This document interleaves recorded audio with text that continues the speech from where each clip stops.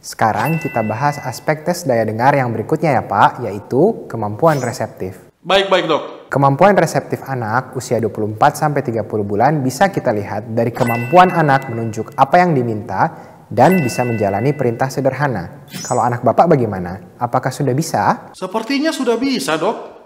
Tapi saya belum pernah secara khusus mengetesnya. Memang cara mengujinya bagaimana, Dok? Baik. Kita bahas kemampuan menunjuk dulu ya Pak. Untuk menguji kemampuan ini, kita bisa siapkan 3 benda di depannya. Cangkir, sendok, dan bola. Lalu minta anak menunjuk apa yang kita sebutkan. Pertanyaannya jangan urut dengan susunan benda ya Pak. Misalnya susunannya cangkir, sendok, bola. Bapak bisa tanyakan dari sendok, cangkir, bola untuk mencegah anak hanya menunjuk berdasarkan susunannya. Apakah bendanya itu harus cangkir, sendok, dan bola, Dok? Untuk sekarang bisa coba uji pakai 3 benda itu dulu ya Pak. Karena benda ini memang dianggap umum dan biasanya anak sudah mengenal nama benda ini karena sudah sering melihatnya. Nanti kalau memang Bapak mau tanya-tanyakan benda lainnya, itu juga boleh kok Pak. Oh, gitu ya. Nanti ketika meminta anak menunjuk, jangan memberikan bantuan kepadanya ya Pak. Misalnya gestur menunjuk atau lirikan mata. Ya Dok, siap. Untuk lebih jelasnya, mari kita lihat video ini bersama ya Pak.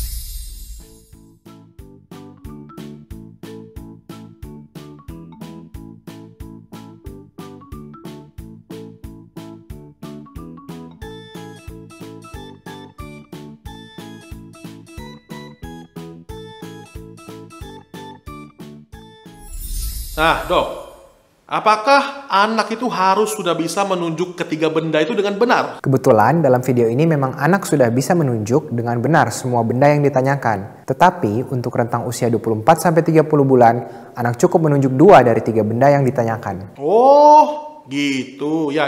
Dalam tes ini, kita hanya ingin melihat kemampuan menunjuk benda yang diminta. Kalau anak bisa menjawab, Bapak bisa beri pujian. Kalau anak terlihat tidak bisa, silakan beralih ke pertanyaan berikutnya tanpa memberikan pembetulan.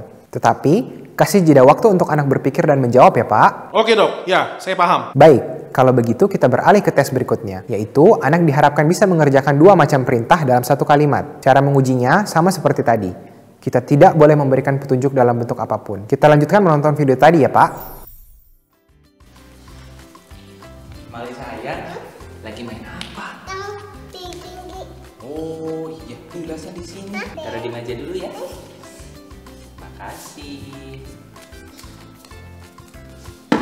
Ah, pinter. Biar apa? Ali, ayo jalan-jalan. Ambil sendal dulu. Habis ambil sendal, bawa ke sini. Terus pakai yuk. Ayo. Sekarang saatnya jalan-jalan. Yuk. Ayo.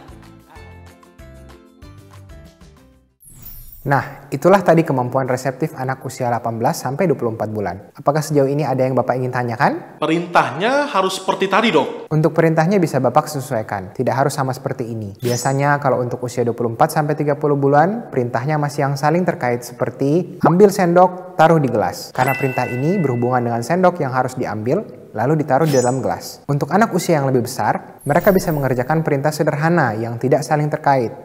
Misalnya, taruh mainannya lalu tidur siang. Perintah ini lebih sulit karena anak harus mengerjakan 2 jenis kegiatan yang berbeda yang tidak saling terkait. Lalu gimana itu kalau misalnya anak tidak bisa menjalankan kedua perintahnya? Dalam memberikan 2 perintah sederhana ini, kita boleh menggunakan kata yang menunjukkan urutan perintah, Pak.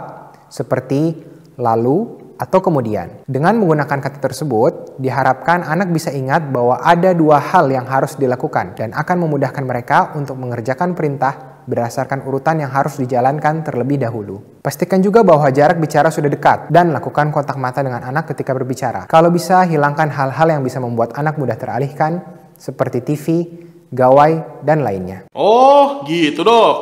Ya, paham saya. Apakah ada pertanyaan lagi? Oh, tidak. Sudah cukup. Baik, kalau begitu, kita lanjut ke aspek daya dengar yang berikutnya ya Pak. Baik Dok.